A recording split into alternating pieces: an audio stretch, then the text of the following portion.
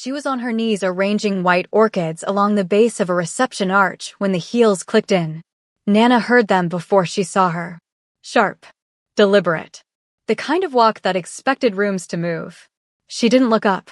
She had 40 minutes to finish dressing this hall, and she was not giving anyone 60 seconds of her time. You.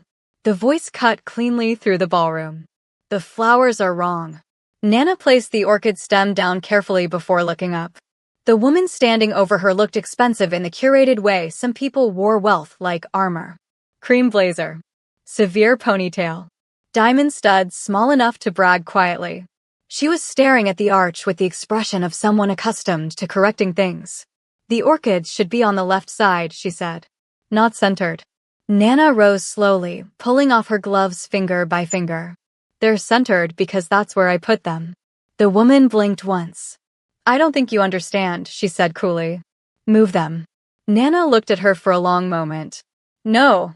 A flicker of irritation crossed the woman's face. Then get your supervisor. I am the supervisor. Silence. Around them, venue staff suddenly became very interested in pretending not to listen. Nana picked up another orchid stem. If you have concerns about the design, she said evenly, you can speak to the venue coordinator after the reception. The woman gave a short laugh and glanced around the room, making sure she had an audience before speaking again. You people always want to act like you run something. The ballroom went still. Nana turned fully toward her. Say that again. The woman lifted her chin slightly. I said, I heard you. Nana took one measured step forward. I just want you to hear yourself clearly too. So later, when you're standing somewhere that actually matters, you'll remember this was the version of yourself you chose to be. For the first time, the woman hesitated. Nana held her gaze another second before speaking. You should leave. And somehow, quietly, it sounded less like a suggestion than a decision. The woman stared at her a moment longer, then turned sharply and walked out, her heels no longer landing quite as confidently as before. Nobody spoke. One of the venue assistants started clapping under her breath before catching herself. Nana went back to her orchids like nothing important had happened. If you've ever seen someone lose everything because they underestimated the wrong woman, this story is for you. Stay to the end, because one wrong room, one grieving mother, and one sentence said at the wrong time is about to change all of their lives forever. And don't forget to subscribe if you're new here. Now, let's dive in. Nana didn't think about it again. That was the thing about Nana, she processed, she moved. She didn't carry what wasn't hers to carry. By 2 in the afternoon, she was in the east wing of the same venue, funeral clothes on, looking for Hall C. Her senior stylist Eunice had lost her father 2 days ago, and Nadia had promised she'd be there. She found a door marked with a small placard, pushed it open, and slipped into the back row. The room was dim and quiet. Incense. Soft Korean instrumental from a speaker near the front. About 30 people seated, most of them older, all of them still. She sat down. The woman beside her was small and elegantly dressed in black, her hands folded in her lap so tightly her knuckles had paled. She was staring at the photograph on the display stand at the front of the room, a man in his 60s, dignified, a slight smile. She hadn't looked away from it since Nadia sat down. Nana glanced at the program in her hand. Han Kyung-soo, beloved husband and father. The room number on the door had said C. Eunice's father's service was in Hall C. She looked at the door she'd come through. The placard outside. She'd misread it. This was Hall G. She should leave. She knew she should leave. She folded the program quietly and started to rise. Beside her, the woman in black reached for her teacup with unsteady hands. The cup caught the edge of the saucer badly enough that tea spilled across the tablecloth. Nana caught it before it tipped completely. I'm sorry, the woman whispered automatically, as if apologizing for taking up space. It's okay, Nana said softly. She set the cup back down properly and handed the woman a napkin. The woman took it slowly. Her fingers trembled once before tightening around it. Nana sat back down. A few moments later the woman spoke without looking at her. My husband hated hospitals, she said quietly. He said they smelled like endings. Nana listened. And when the woman kept talking, Nana stayed. Mrs. Han exhaled for what sounded like the first time in hours. And then, very quietly, she began to talk. About her husband. About the way he took his tea. About the argument they had 3 days before he got the diagnosis, something small, something stupid, and how she never fully let it go even after everything. Her voice was low enough that only Nana could hear. She spoke in pieces, the way grief came not in order, not cleanly. Nana listened. She didn't fill the silence with reassurances. She didn't say he's in a better place or he knew you loved him. She just listened and held the woman's hand and let her talk until she ran out of words. When the silence came back, it was softer than before. My son should be here, Mrs. Han said quietly. He called. He's coming. He's always coming. A pause. He carries too much. He always has. He'll be here, Nana said. Mrs. Han finally turned and looked at her. Really looked. Something moved across her face, not confusion exactly. Recognition of a kind that didn't require explanation. Stay, she said. Just until he comes. Nana stayed. He walked in 20 minutes later. She felt the room shift before she saw him. The way people straighten when someone with a certain kind of weight enters a space. She looked toward the door and saw a man in a dark suit, no tie, the top button of his shirt open like he'd pulled at it on the way in. Tall. Jaw tight. Eyes that moved through the room with the quiet efficiency of someone who had learned early to assess everything before reacting to anything. They landed on his mother. And then on Nana. He crossed the room without stopping. Stood at the end of their row. His mother looked up at him and something in her face cracked open briefly before she composed it again. You're late, she said. I know, Yama. His voice was low. I'm sorry. He looked at Nana. Not with suspicion. With a question. Nadia spoke first, quietly. I came to the wrong hall. Your mother, she asked me to stay. I should have said something sooner. I'm sorry for the intrusion. He studied her for a moment. Then he sat down on the other side of his mother without asking her to leave. The three of them sat in silence as the service resumed. At some point, Mrs. Han released Nana's hand and reached for her son's instead. Nana sat still, present, witness to a family's grief in a room she had wandered into by accident. She thought about leaving twice more. Both times something held her. The reception afterward was small. Quiet. Food on long tables, people speaking in low voices, the particular heaviness of a room that had finished the formal part of grief and didn't quite know what to do with the rest of it. Nana was preparing to find her coat when the door opened and Seon walked in. She had changed.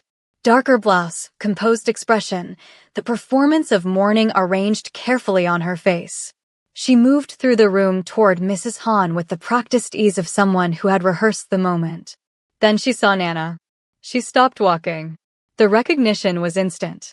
And what followed it, the calculation, the decision, happened in about 3 seconds. What is she doing here? Not whispered.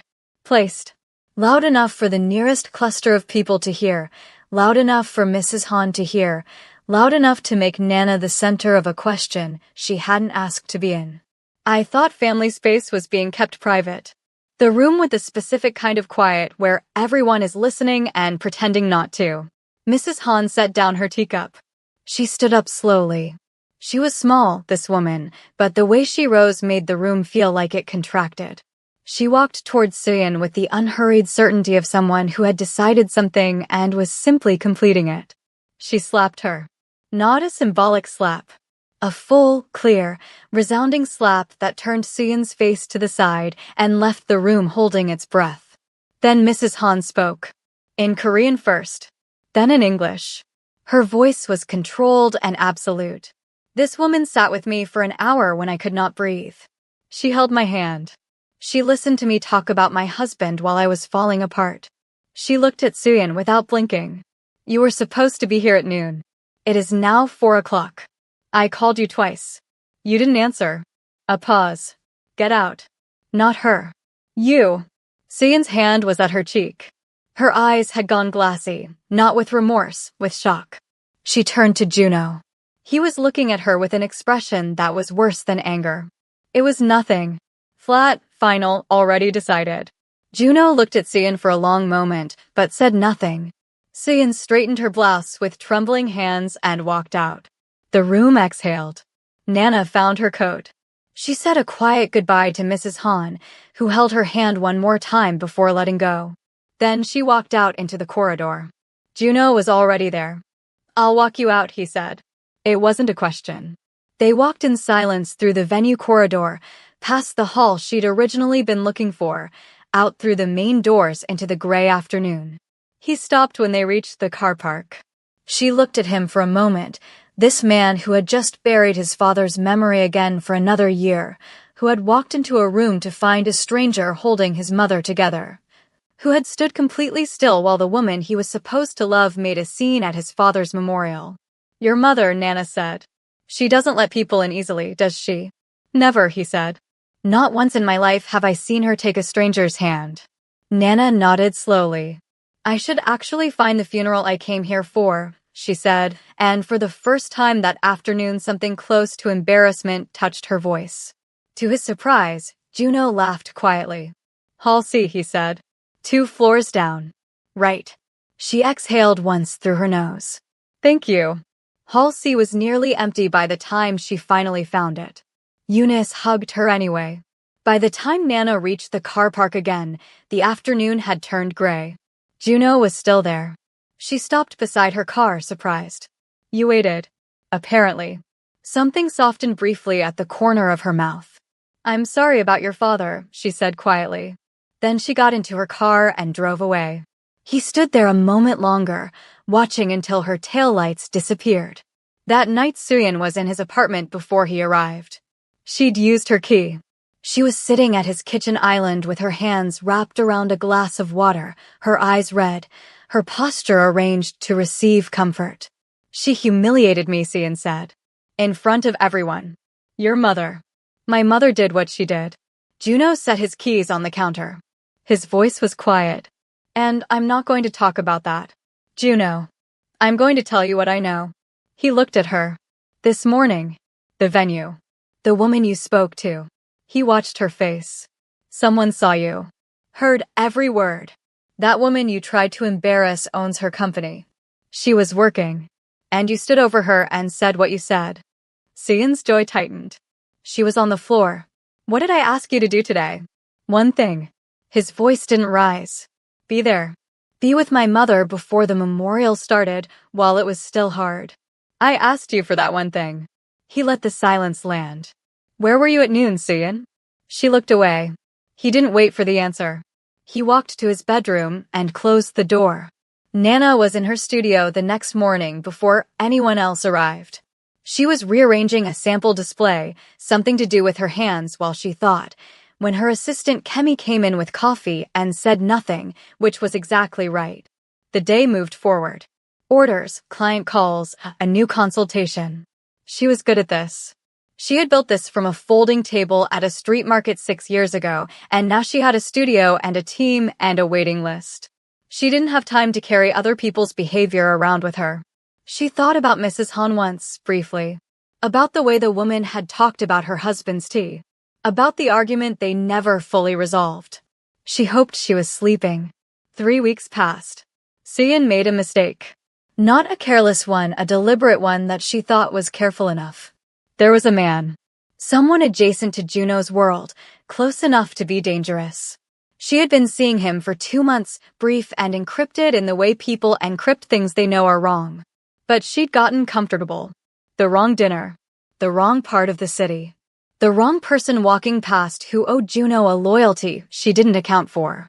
It was on his desk by Thursday morning. He read it once. He called her. She answered on the second ring with his name in her voice like a question. He told her it was over. She started to explain. He told her there was nothing to explain. She started to cry. He told her he hoped she found what she was looking for. He ended the call before she finished speaking. The apartment stayed silent for a long time afterward. He saw Nana on a Tuesday. He was leaving a meeting in the business district, walking to his car, head down, when he almost walked into her. She was coming out of a florist supply shop with 2 large bags and her phone pressed between her ear and her shoulder. She looked up. He looked up. She nearly dropped a bag. "What are the odds?" he said. She laughed before she could stop herself. It was involuntary and real, and it did something to the afternoon. He took one of the bags without asking. She raised an eyebrow. He shrugged. "Coffee," he said. "If you have time." She had time. They sat in a corner cafe 2 blocks down and talked for an hour and 40 minutes. He asked about her business, how she started, how long it took before it felt real. She asked about his work without asking about his work, which he noticed and appreciated. She was precise in conversation. She listened the way she had listened to his mother fully, without waiting for her turn. At some point, she set her cup down and looked at him directly. "Your girlfriend," she said. "What about her?" "We're not together anymore." "Since when?" "3 weeks ago." She nodded. Didn't push. Didn't perform relief or sympathy. She picked her cup back up. After they left the cafe, he walked her to her car, waited until she drove off, and disappeared again for 6 days. No messages. No calls. Nana told herself she hadn't expected any. Still, she noticed the silence. Then the flowers arrived at the studio the following Tuesday morning. Not roses. White ranunculus in a simple wrap with no card except 4 words written in clean handwriting. "I remembered your favorite. Cian found out on a Friday." She had her sources, she always had her sources, and what came back to her was that Juno had been seen with a black woman at a cafe in the business district. Laughing. For nearly 2 hours. She knew who it was before she finished the sentence. She found Nana's studio address the same day. She came on Saturday morning when the street was still quiet. Nana was outside signing for a delivery when the car pulled up. Cian got out already talking. "You think you're clever," she said, going after him the moment. "I'm going to stop you there."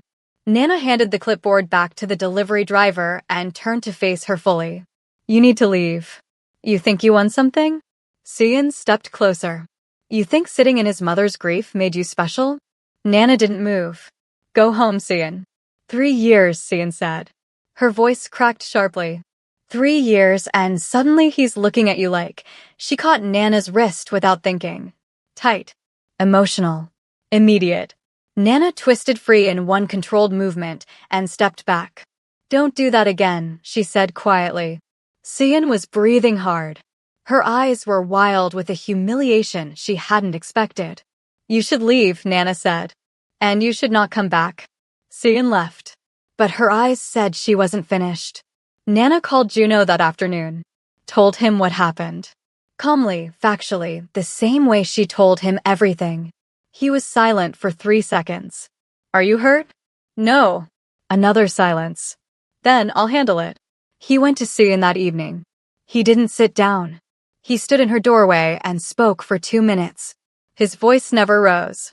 He told her that if she went near Nana again, her studio, her home, anywhere, he would make her life in this city very, very small. He told her this was the only time he would say it. She looked up at him with something desperate and fracturing in her eyes and said she still loved him. He said he knew. And he left. He took Nana to the Han River on a Wednesday evening.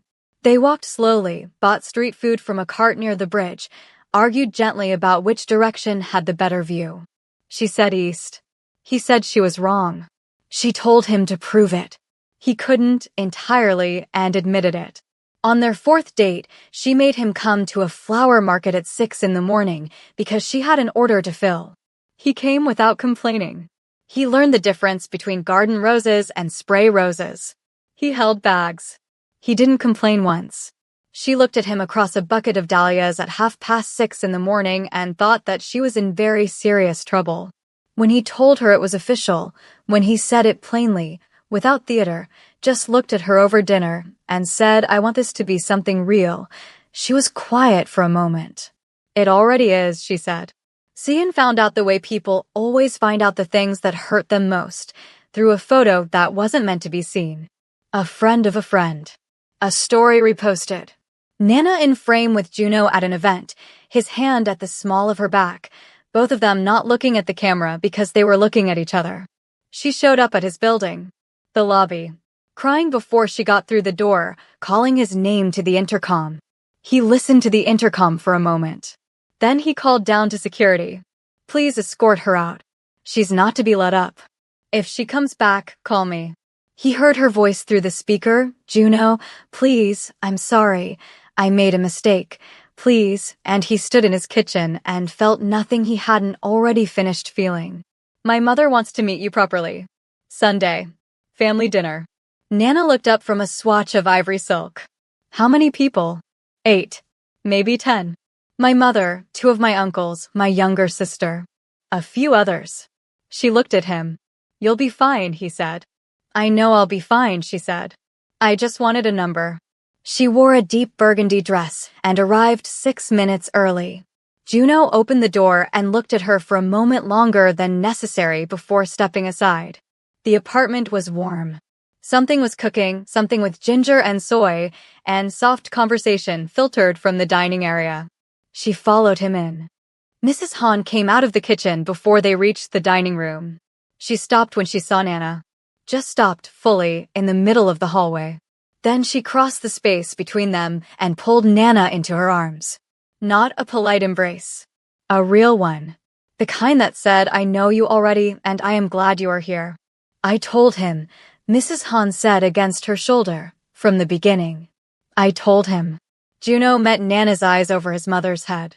She saw something in his face that she had not seen before, relief and softness, and something close to wonder. Dinner was loud in the way families are loud when there's enough joy in the room to make noise feel like safety. His sister teased him mercilessly. His mother kept putting food on Nana's plate. She kept saying she had enough, and Mrs. Han kept ignoring her. It was his uncle Byung-soo who went quiet. He was the oldest person at the table, 70s, silver-haired, the kind of stillness that came from outlasting most things. He had been watching Nana with a look she couldn't quite name since they were introduced. Now he set his chopsticks down. What was your father's name? He said. The table didn't go quiet immediately. It took a moment, rippling outward. Nana looked at him. Daniel. Daniel Ose-Mensa. Byung-soo was still for a long moment. Then something moved across his face, slow, tidal, the way old memories surface. Danny, he said. Nana's breath caught. He never told you, Byung-soo said. It wasn't a question. He looked around the table, at Mrs. Han, who had gone very still, at Juno, who was watching his uncle. 19 years ago, this family had a problem that would have ended everything. Not business. Family. Something that could not leave this room and could not be solved by anyone in this room. He looked back at Nana. A man came to us. A friend of a connection that barely existed. He solved it. Quietly. No fee. No favor asked. He said only, I don't want to know why. I just want you to be okay. He paused. He said his daughter was young. That he wanted to leave the world cleaner than he found it. The table was completely silent. Nana felt Juno's hand find hers beneath the table. Your father helped this family during a difficult time, Byung-soo said quietly. He refused payment. Refused favors. He said kindness became complicated the moment people started owing each other for it. He looked at Nana carefully. I never forgot him after that. Mrs. Han looked at her quietly for a moment. Strange, she said softly. The way some people arrive. Later, much later, after the dishes were cleared and the uncles had gone home and his sister had fallen asleep on the sofa, Juno and Nana stood on his balcony. The city was quiet below them. She had her arms on the railing, and he was beside her, close enough that their shoulders touched. Your father would have liked this, he said. He would have been insufferable about it, she said. He would have said, I told you so, even though he never told me anything. Juno smiled. He reached over and tucked a loose braid behind her ear, his thumb tracing the line of her jaw for just a moment. She turned to look at him. He looked back at her the way he had looked at her across his mother's dining room, like she was something he hadn't known he was waiting for and had no intention of letting go of now that he'd found her. What are you thinking? She said. That you walked into the wrong funeral, he said, and somehow everything in my life got more right. She laughed, that same involuntary, unguarded laugh from the Tuesday afternoon that had undone the whole day. He kissed her there on the balcony while the city hummed below them, gentle and certain, the kind of beginning that doesn't announce itself because it doesn't need to. It already was. If this story pulled you in, like the video and subscribe for more slow burn dramas, impossible encounters, and the kind of quiet power that changes everything when the room least expects it. See you in the next one.